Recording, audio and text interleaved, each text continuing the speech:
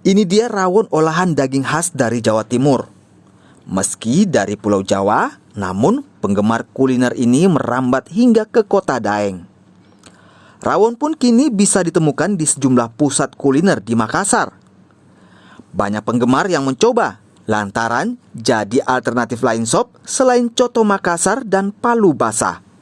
Saya lagi kangen sama masakan Jawa Timur. Nah, jadi saya pilih rawon. Oke. Terus gimana rasanya rawon di sini?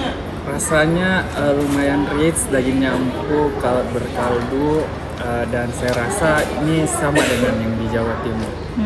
Gitu. Terus apa lagi yang mungkin bikin suka dengan rawon di sini?